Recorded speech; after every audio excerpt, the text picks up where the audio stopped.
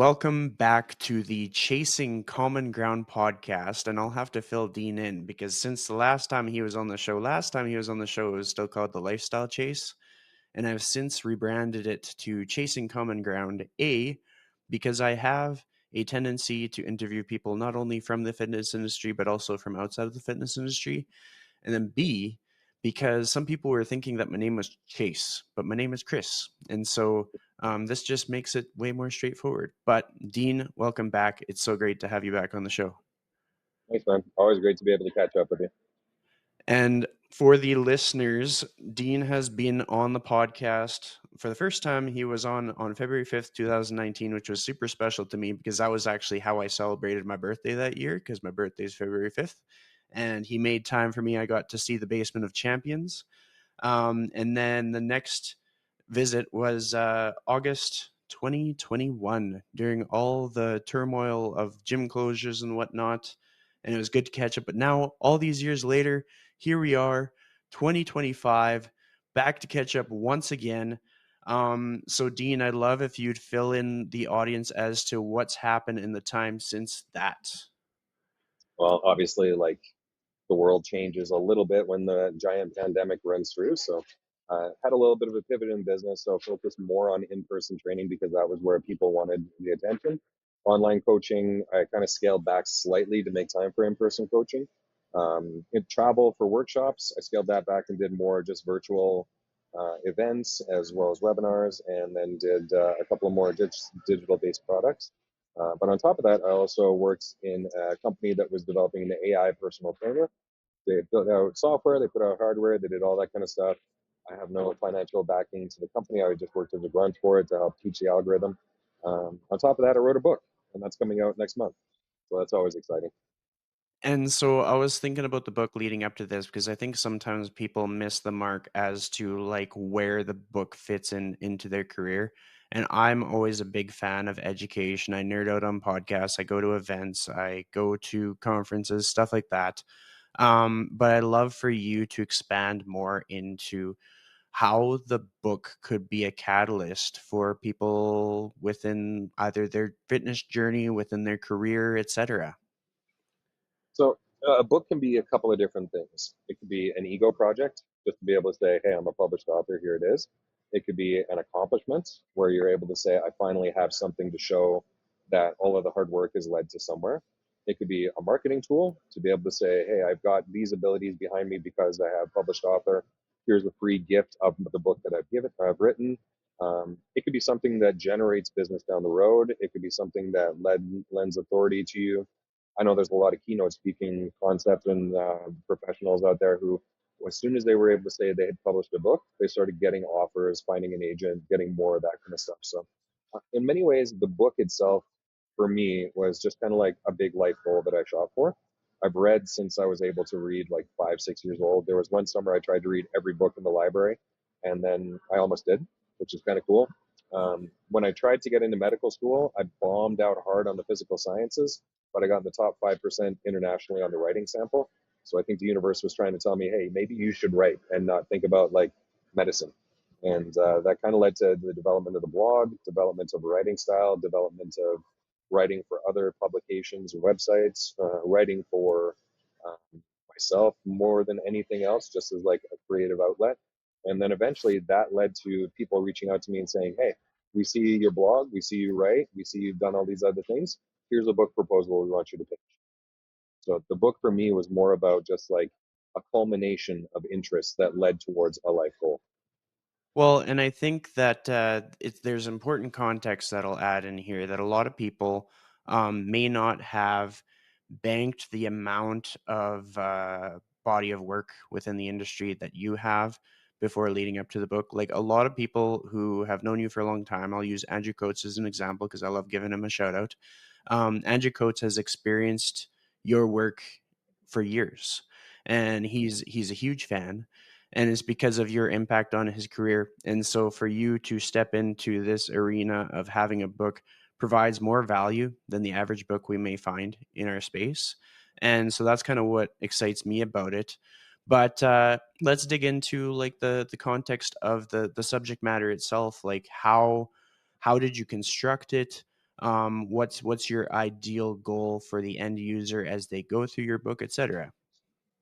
So my co-author and I, Dan Pope, we were reached out to from Human Kinetics and said, hey, we have this idea of a book that would help people figure out what to do with their own injuries and stay in the game, be able to still train, be able to get the most out of their training program. And if things pop up, how do they manage it on their own? Living in Northern Alberta, there's a lot of communities around us that may, if somebody's lifting and being active in whatever commercial gym they're at, they might still have to drive 2 or 3 hours to go to a physiotherapist who would be able to know what they're doing. So for those individuals, they have to be fairly self-reliant.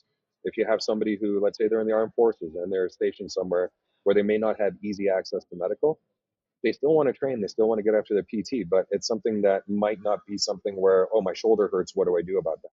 People do want to be self-sufficient and they need the tools to be able to be self-sufficient to a certain extent with the stuff that's most impactful, being able to offload onto medical professionals. So if somebody just wakes up one morning, they're like, oh, my shoulder hurts, but I can still move it, I can still warm it up, I can still do stuff. Do I need to go see a doctor, or can I just adjust my training around it? This book was designed to be able to help the layperson understand what those aches and pains mean, when they need to tag out for medical help, what they can do about it themselves, and how to adjust a training program effectively to take into account what it might be without knowing exactly what it is, and then giving people the power to be able to say, this hurts, but maybe this doesn't. So I'll do more of that instead because it doesn't hurt, it doesn't feel like it's a problem, and it's something where I can actually get a training benefit. So my co-author, Dan Pope, he's a doctor of physical therapy out of Boston. So when it came to writing up all of the injury-based stuff, he was the one who was able to tag in on that. And he's a great communicator when it comes to making complex concepts about injury mechanisms and about recovery really easy to understand. We didn't want to make this book so dumbed down that it wouldn't apply to people. We wanted to educate people and teach them, what does this actually mean? What is this actually about? But at the same time, we wanted to make it broad enough that people wouldn't think it's like medical advice or like, oh, this book told me that I don't need to worry about this, but now I have crippling nerve pain down my arm. So we wanted to kind of thread the needle between those extremes. And it's a tough battle to be able to do, but I think we were able to do a pretty good job with it. Yeah, and I mean, I think the value of something that is underrated in the sense that like not only can a person without a coach or trainer utilize this book, but someone who is working with people who wants to provide the best possible service ever Mm-hmm. could provide this as gifts to their clients. Like my philosophy on training is and I'm not perfect by any means, so people don't need to take my advice, but I like to teach my people as much as they want to learn. And I'm not scared of referring people to other people who are an expert in a certain space if they want to dive deeper down the rabbit hole, even if that meant that they might not spend as much time or money with me. I know that they get the best possible outcome. And I find that my lame jokes tend to keep the retention high. And so as long as I'm still funny, they don't stray too far away. Yeah. But is there any like specific case studies that you kind of run through in the book or examples of people that you think could really, really benefit from the book itself? Well, we don't really give a lot of specific case studies just because we didn't want it to become like, here is one situation and that's the dominant one or anything like that. But we give broad overarching concepts and make it something that this works for the majority of people. So it's likely going to work for you as well. The biggest consideration that we wanted to take away from it is just helping people to understand what is the stuff they're feeling. Is it a sore tendon? Is it a nerve? Is it just a muscle that needs a day to chill? Is it you're overworking it? Is it that you did something new and your body just went into a little bit of a shitstorm cycle where it's able to say, okay, that was new. We just need a day or two to figure out what just happened. Like if I go and I work out in the gym 5 days a week, I get really good at that stress. If on the sixth day I decide to go hiking, that's a new stress that my body hasn't experienced for a long time. That new stress is going to make me sore to a greater extent than if I was just in the gym training. So to understand what that soreness means, if you want to have less soreness from new activities, you have to kind of train into those things. We wanted people to understand what that meant and how to do it and how to do it appropriately while giving them guidelines to be able to make it. So with a lot of the programming that we put together in the book, it follows basic progressions. It follows basic outlines, but there's also ladders. So if you can't do a front squat, here's a goblet squat. You can't do a goblet squat, here's the dumbbell squat with the dumbbells by your side. If you can't do that, here's a box squat. So there's ladders to be able to help people find out what their best capabilities are, but also guidelines for how to regulate your programming, how to auto regulate it and change things up. You feel like 4 days a week is too much for you, here's how to adjust your program. If you feel like the intensity of the programming is too much, here's how to adjust it in a realistic way. So instead of just being general case studies where you could see what one person does, we made it really specific guidelines that we would give to all of our clients and patients, but also that any reader reading this would be able to be like, okay, I have an idea of what to do for myself. I love that. And I mean, it got me thinking about something with regards to people trying to progress their career. Like sometimes they'll be providing support to their client and they're trying to explain that phenomenon that you described with the hiking and all of a sudden feeling different sensations and stuff. Or perhaps they're explaining different terminology. And your book could essentially act as like a universal glossary to kind of give people baseline knowledge of certain things that may come up in their program so that coach client relationship could be more based on like very like tactile feedback, maybe short form responses, or maybe just being able to relationship build and not so much have to explain like the science behind it all, and just gives people that much more independence where they can maintain this new lifestyle long term. So that just that really spoke to me because there's been many times when I've tried to kind of explain things in my own words to clients, and it may take up some time. It might take 45 minutes of chatting away. And if I just recommended the book, then it would be easy peasy. That said, in the journey of putting this book together, was there ever any times where you kind of felt any kind of self consciousness or anything, or hesitation to carry out that whole task? Always. You're never going to escape imposter syndrome, especially if you're putting together something that you feel is full of your heart and soul, and especially something where you're putting it out into a broad marketplace where you know it's going to get criticized. That's just going to happen. And part of it comes down to saying, okay, well, can I please everyone all the time? No, that's just not going to happen. So I have to think more about who is this book intended for and what are they going to think about. If I'm worried about the strength and conditioning coach who works with the pro teams looking at this book and saying, this doesn't apply to my athletes, we use an entirely different system, I can't make that person happy unless I apply it to their system, which is just not going to happen because they're not my target audience. I'm not targeting D1 athletes. I'm targeting the average person in the gym who wants to work out and is probably feeling a little bit of soreness in their knees, their back, or their shoulders. I want to figure out what the heck do I do about this without going and getting a full body MRI. So I'm always going to be self conscious about whatever I put out into the universe. The challenge is okay, focus back on who I'm trying to help and what that benefit is supposed to be. You cannot please everyone all the time. All you can do is please some people most of the time and all people some of the time. But even then, you're Yeah. probably not going to please all people some of the time. You're going to tick off somebody all the time because some people are just angry. I can't help that. Oh, it's absolutely true. Like, I think that's the biggest lesson I've been learning in my career. Like, I think I'm like 7 or 8 years into this thing. And I've learned that, like, even if I'm trying to be really nice to people, that almost agitates people more. But what I will say is one of the reasons I'm so passionate about this book launch for you is, Dean, you've always been like super, super kind and genuine to like just everybody you cross paths with. And I just wanted to give a testimonial to that character that you have. And I've gotten to mic you up at a few of the Evolve conferences, and you're always one of the kindest speakers to me. So if anybody needed that little bit of a boost to support, that's it right there. But one of the things that I wanted to talk about in this episode is if there's other coaches listening and they have this tendency to compare themselves with other coaches, what advice might you have for them to kind of stay the course and kind of focus on their progression of this year versus last year? So it's natural to try to compare ourselves, but it's also unnatural to change who we are based on that comparison because we're the only ones who live our lives. We're the only ones who see what our clients go through on a daily basis. We're the only ones that can actually go home at the end of the day and say, did I do a good job? So your goal isn't never to be actually perfect. Your goal is just to move and nudge closer towards better. As a Hmm. trainer, like our goal is to impact our clients' lives every single day. We get to see them on the best days of their lives. I've got a lot of clients who are physicians who see a lot of their patients on the worst day of their lives. So when they come into the gym, that's their break. That's their time to be like, you know what, I don't have to stress about this. With a lot of them, we talk about literally everything except their work, because their work is more of a drag than they would want it to be. But I get to joke with them. I get to have fun with them. I get to be the light on their day. And that's an amazing thing. Does it need to be perfect? No, it just needs to be effective. If we consider personal training to be a service based industry, so think like hospitality or like going out to a restaurant or something like that. We need to provide people with a great experience, with a really good service that meets their goals and leaves them feeling like they want to come back the next day. If we can do that, we've done our job.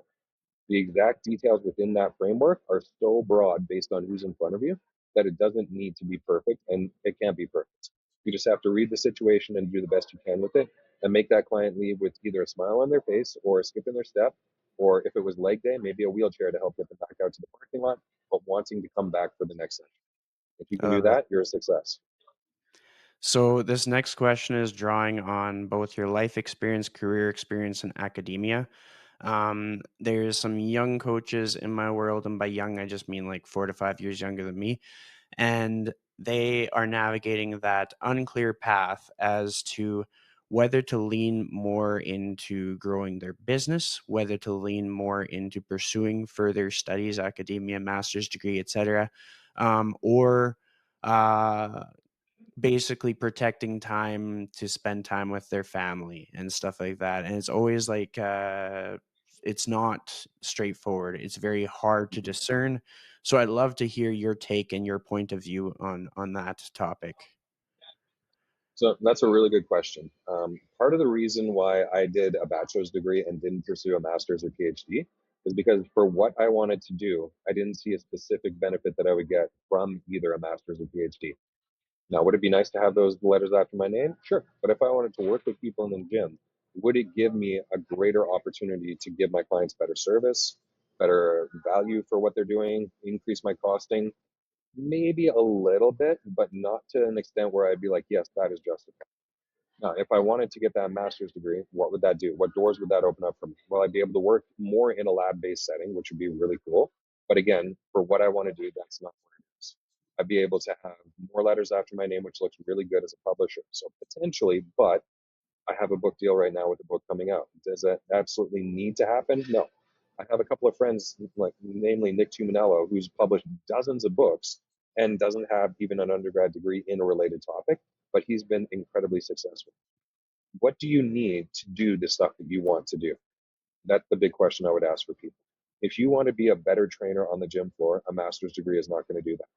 If you want to become a better marketer and build out an online training business, a master's degree is not going to do that. So, what does that master's degree open the door for you to do? And what does that do for your life going forward? If Hmm. you want to teach, if you want to be involved in research, if you want to be involved in lab work, 100% get that master's degree because that is the requirement to do those kind of things. But if that's not what you're interested in, why are you doing it?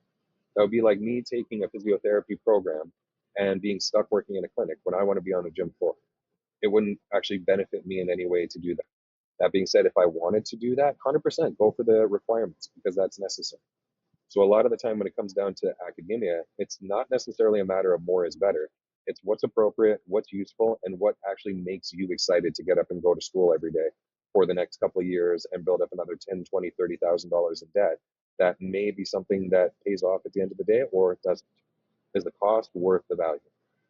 Yeah, I love that. And that's a great way for people to kind of decide for themselves.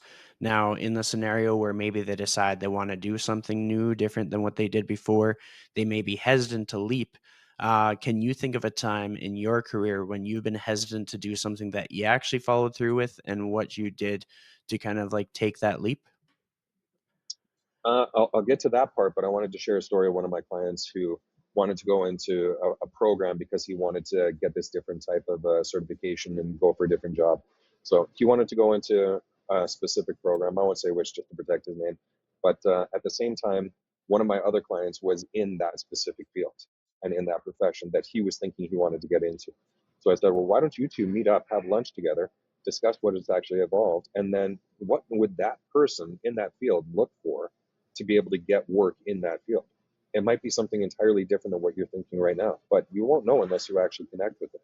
So, for any of the people out there listening, if you want to do something specific, find people doing that thing and ask them questions. It might be a short email for 5 minutes. So it's like, hey, if you were hiring somebody, what would you need to see to be able to hire that person?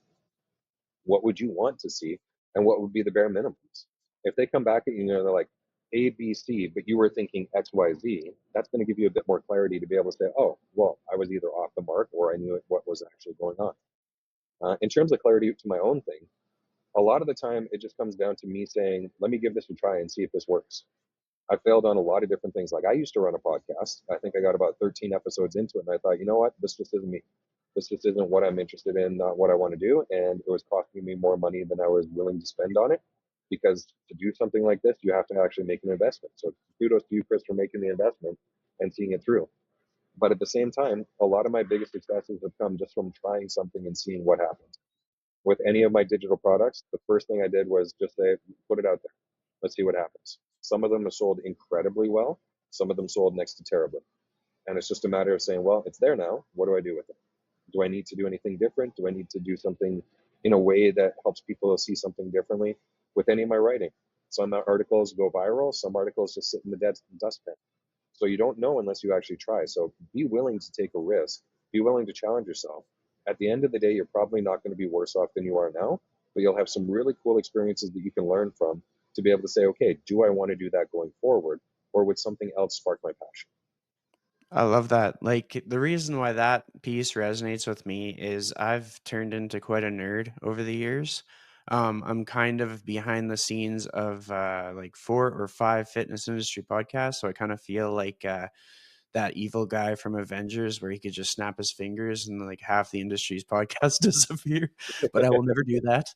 Yeah. But as a result, I've developed like unique expertise where I've been developing a course for people in the fitness industry on starting their podcast. And I've already developed a course for people on how to use like low barrier to entry video editing tools, but in ways that are more effective and stand out more. And I've just been kind of like chicken to kind of put it out there more boldly.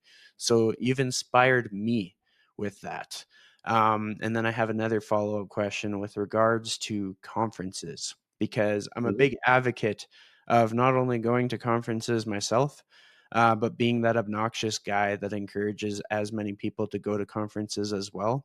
And I know conferences have been a very integral part to your career in some way, shape, or form. So I love to kind of dig into that. Like, what was your first industry conference like, for example? The first conference I did, I think, was the CanFit Pro National Conference in Toronto back in 2005. So that kind of dates how old I am.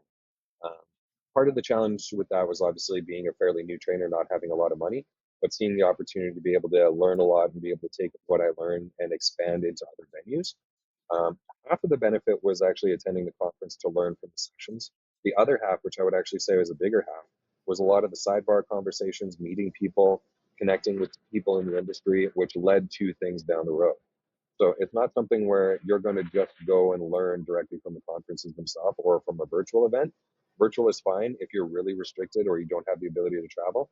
But seriously, go to live events because you get so much more out of the in between sessions, out of the social events, out of the mixers, but also seeing people do stuff live in person is so drastically different than seeing something on a TV screen. You just get so much more out of it. I think the 2007 was where I had the first contact with a publisher who down the road we were able to finally connect on something, and I was doing a side project, just a small thing, which eventually led to building up a bit of a portfolio and eventually led to a book down the road. So it's not something where you're probably going to be like, oh, I got $50,000 worth of business out of going to this one conference today.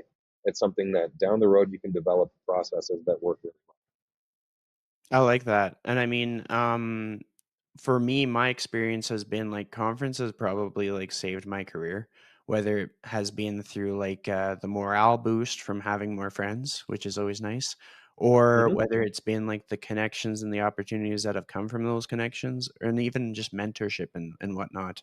But Yep. I'd be curious to know like who have been some people who you wouldn't have connected with if not for conferences, and how do they make up a big part of your world today? It's a long list. I mean, Eric Cressy was one of the first connections I had when I went to an NSEA conference down in Las Vegas, I think in 2010. And we just happened to bump into each other at a sandwich shop. And I was like, oh, hey, I saw your presentation earlier. You do really good work. I'm going to start following you. And then eventually I reached out to him and did some things with him on the side. And then we started to connect a little bit more in affiliate marketing, and then connected a little bit more where I taught a workshop with Tony Gentilcore at his space. So that was kind of one of the big ones. Outside of that, people seeing me present at conferences led to business opportunities as well. And a lot of that wouldn't have happened if I hadn't gone to a conference, seen what it was, and said, I could do that. I want to try, apply, teach continuing ed within the company that I worked with in the past, build up an ability to do public speaking, and then eventually go into different things that way. So Eric Crusty was probably one of the first ones that I was able to meet. Jeff Hallavy has been a great source and great connection to have in New York City. He attended one of my seminars once when I was at, I think, the NSEA as well. Meeting Great Cook was a great opportunity too. He was able to sit in and watch my presentation one time where I was kind of tearing apart the FMS, and he's like, "Wow, you did really well. That was awesome. I've never heard of you. What are you all about?" And we were able to chat for a little bit about it. So that's kind of cool to be able to have somebody like that pump your tires up a little bit. Oh, Um, totally. Absolutely. And like outside of that, it's just been a great opportunity to see people whose books I've read. Stu McGill is another opportunity, but we were able to connect on a couple of different things. So like it's great to be able to have people that I look up to who I consider friends. And I would have to say that, like, when people make these connections with industry people, it helps to normalize that we're all just like normal people. Like, Yeah. there's so much like contrasting points of view. Like, what I've seen that I really admire, I can't remember his name, but I'll just describe the scenario. So there's this dude on Instagram with a huge audience, and he can have some polarizing views, or he'll put out some memes and they go viral, but he's actually made a point to meet up in person with some of the people who he may have in fact disagreed with, to be able to just spend some time with them in person, to give them the opportunity to explain their methods, for him to explain his point of like maybe the meme that he created. And in most cases it creates like a catalyst more than it creates more division. And I think that that can help people a lot mentally and emotionally. So like even if somebody went to a conference, to cross paths with somebody that they may have disagreed with in the past, even if it results in like a respectful difference of opinion, I think it can make longevity in this career much better. But then also sometimes it results like there's people who have disagreed with each other and then ended up collaborating because they realized that like they could work really well together, or their philosophies combined can create a lot of traction or help more people. Yeah. That said, next topic I'm going to pop you into is for the general population. If you were to improve the health markers of people in a way that was the most accessible possible, what would your approach be if it was just through the context of delivering messaging through a podcast? What do you mean by health markers?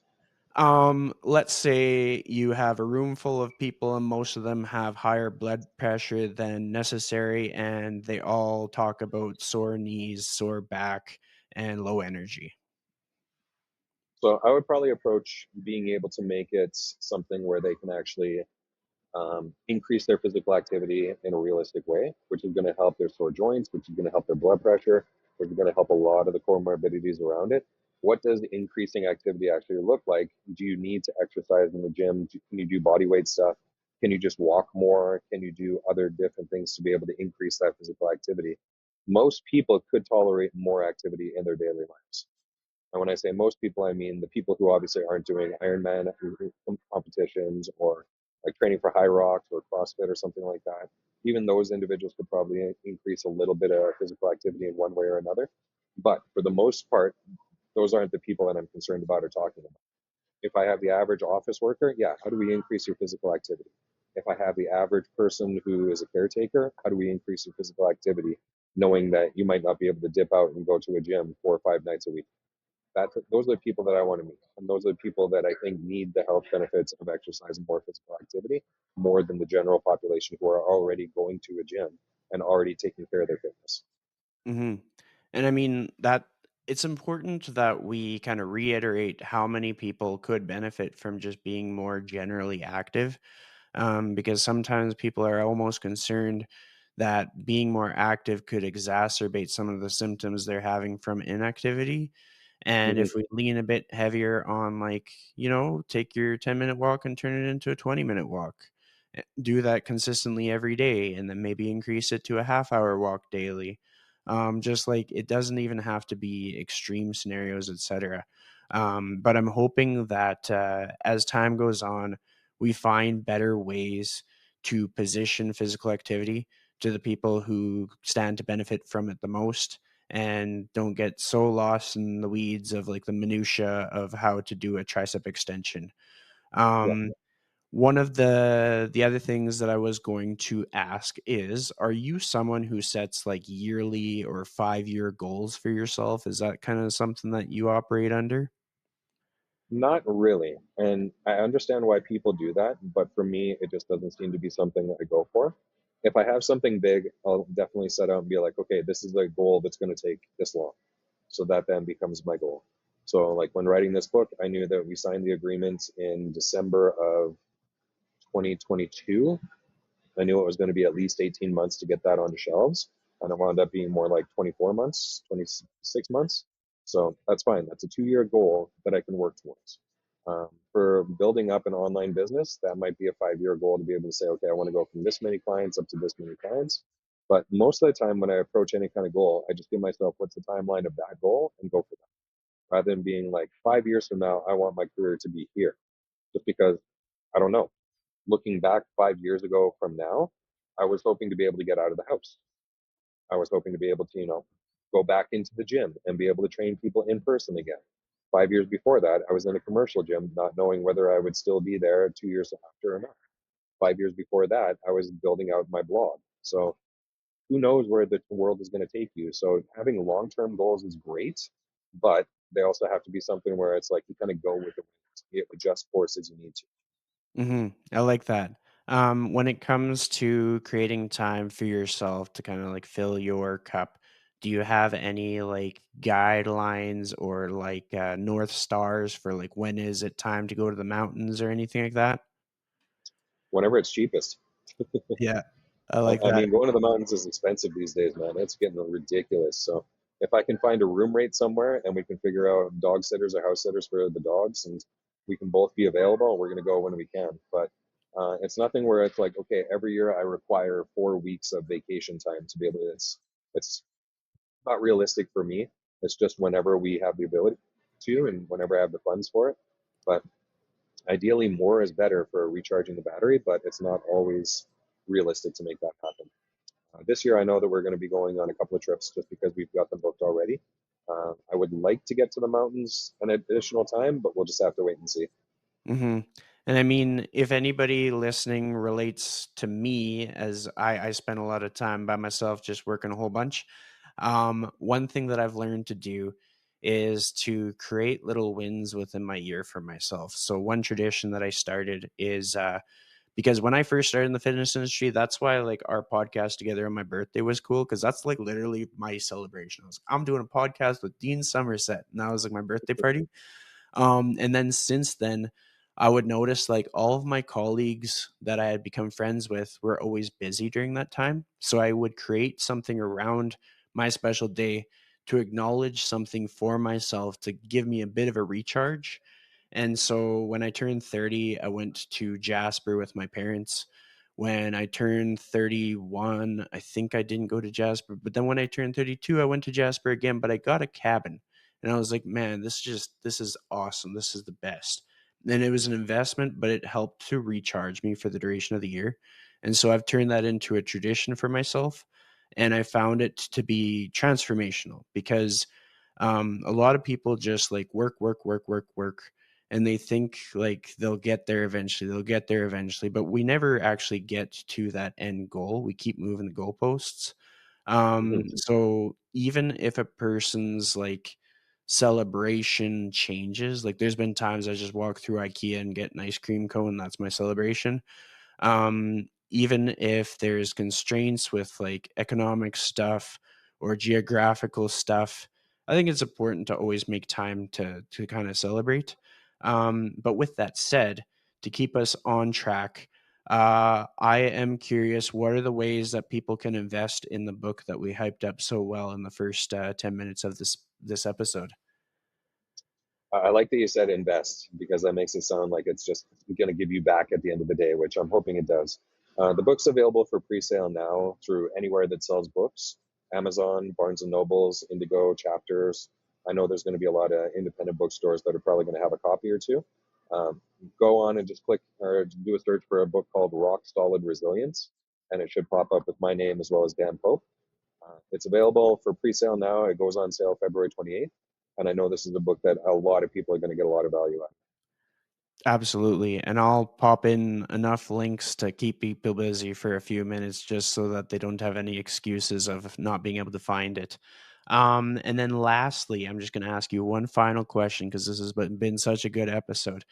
Final question is, if you're giving people advice today on Thursday, January 30th, on how to make their week just a little bit brighter, just a little bit more just fulfilling, what advice would that be?